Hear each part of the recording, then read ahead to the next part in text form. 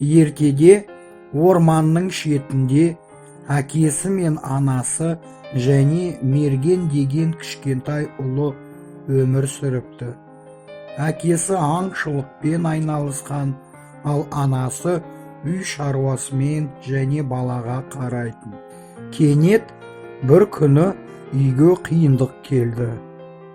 Бір көзді алып шабуыл жасады. Құбыжық әкесі мен шешесін ұстап, оларды торға лақтырып, алыс жерге апарып тастады. Ал ұлын анасы жолда орманның ішінде лақтырып үлгерді. Осылай біздің Мерген жалғыз өзі үлкен орманның ішінде қалды. Сосын оны орманның жануарлары тауып өсіреді. Жануарлардың жұмыстары көбейді. Баланы тамақтандырады, суарады және көңіл көтереді. Біздің Мерген дені сау, қайратты болып өсті. Енді ол өзі жануарларына көмектесе бастады. Ол тиіндерге жаңғақ кеседі, немесе ешкіні бұтақтардан жұлып алады. Қояндардың сәбізін суаруға көмектеседі. Осылай Мергеннің күндері өтеді. Ал бір күні біздің Мерген қыдырып жүргенде орманның шетіне дейін кезіп, сол жерде қараусыз қалған үйді көреді. Сол үйге кіргенде оған тоқ соққандай барлығы есіне түседі. Әке, шеше және бір көзді құбыжық. Со кезде Мерген ата-анасын құтқаруға бел буды. Мерген көп дайындалған жоқ, өйткені ода ештеңе болмады. Сол үшін ол жеңіл жүріп кетті.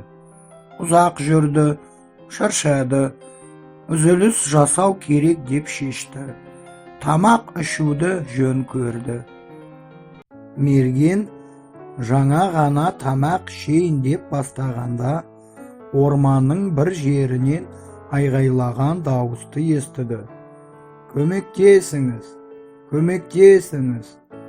Мерген дауыс естіген жаққа қарады. Сонда батпақ құбыжығы қызды қолтығынан алып жүгіріп бара жатынын көрді.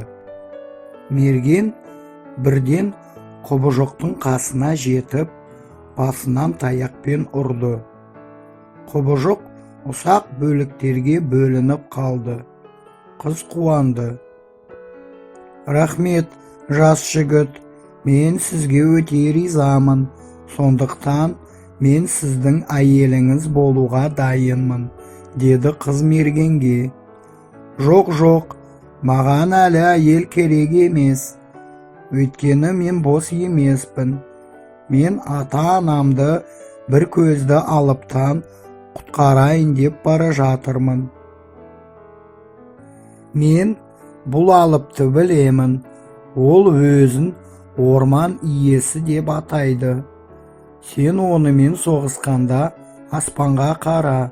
Мен саған көмектесемін, деді қыз көзден ғайып болып. Содан кейін Мерген әр қарай кетті. Өзен жағасына келді. Жағада тұрған қайықты көрді. Ал мына қайықтың қасында балық аулайтын торға ілініп батып жатқан шортанды көрді. Мерген шортанды аяп өзенге жіберді. Кенет мына шортан адам даусымен сөйледі. Қайда бара жатырсың, жас жігіт? Сонда Мерген шортанға бір көзді алыпты іздеп жүргенін айтты. Сол құбыжық өз-өзін орман иесі деп атайтынын да жеткізді.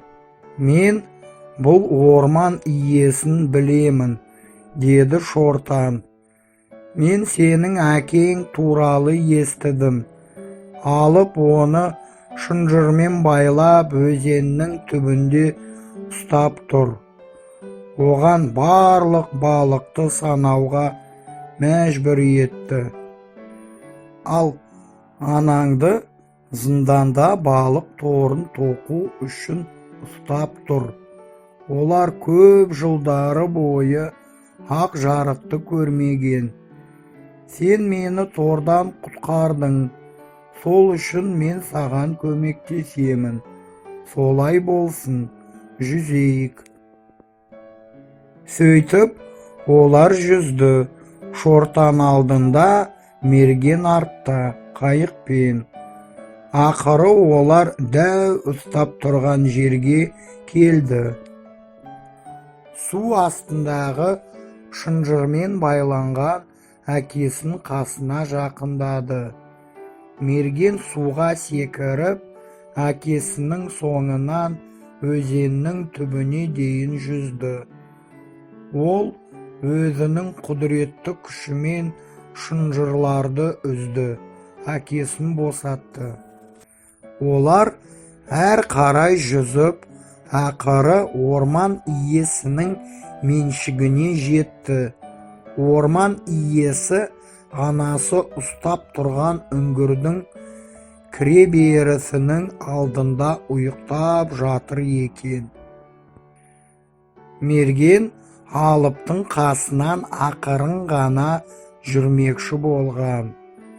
Кенет алып оянып, айқайлап, мергенге бірден шабуыл жасады. Сен кімсің?